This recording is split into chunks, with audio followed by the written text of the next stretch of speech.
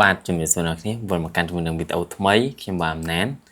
ជាទូទៅអ្នកដែលចាប់ផ្ដើមកាមេរ៉ាដំបូងតែងតែចង់បាន lens មួយល្អហើយជាពិសេសគឺ lens ដែលសម្រាប់ថត portrait ហើយខ្ញុំក៏ចង់ណែនាំអ្នកគ្នាដែរតើតើនឹង lens មួយនេះ Sony FE50 ដែល lens នេះគឺវាមានតម្លៃសមរម្យមែនតើសម្រាប់ឲ្យអ្នកគ្នាពិចារណាជាមួយនឹង lens មួយនេះដែរហើយខ្ញុំក៏ប្រើវាច្រើនដែរហើយ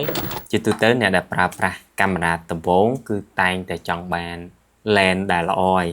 ហើយយើងពិចារណាយើងគិតពីតម្លៃបើតម្លៃវាខ្ពស់ពេកយើងក៏អត់ហ៊ានចំណាយទៅលើវាចឹងទៅវាជាបទពិសោធន៍មួយដែរសម្រាប់ខ្ញុំផ្ទាល់ហើយការចាប់ផ្ដើមជាមួយនឹង lens មួយនេះគឺវាល្អមែនតើមិនថាយើងយកទៅថតរូបនៅខាងក្រៅមិនថាការប្រើប្រាស់ជាមួយនឹងការថតវីដេអូនៅកន្លែងដែលខ្សោយភ្លឺទេ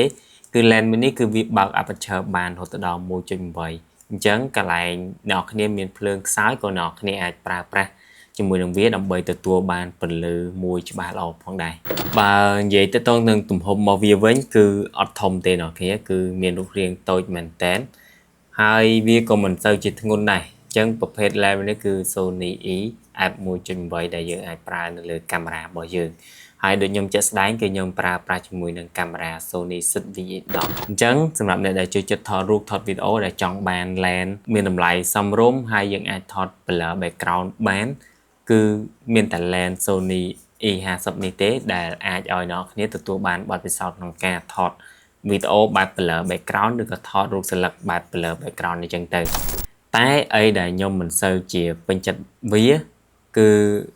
ត្រង់ថាបន្ទប់ខ្ញុំវាទូចដល់ពេលដែលខ្ញុំទៅការថតវានៅក្នុងបន្ទប់វាបែរជាវាចង្អៀតយើងទៅដាក់កាមេរ៉ាយើងឆ្ងាយយើងទៅហើយយើងទៅតខ្សែមកកាន់ monitor គៀកខ្លួនយើងដើម្បីងាយស្រួលមើល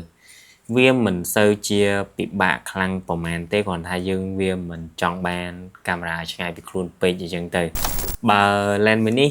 អ្នកគ្នាអាចត្រឡប់ទៅមើលវីដេអូខ្ញុំពីមុនមកគឺខ្ញុំចាប់ផ្ដើមរៀនប្រើកាមេរ៉ា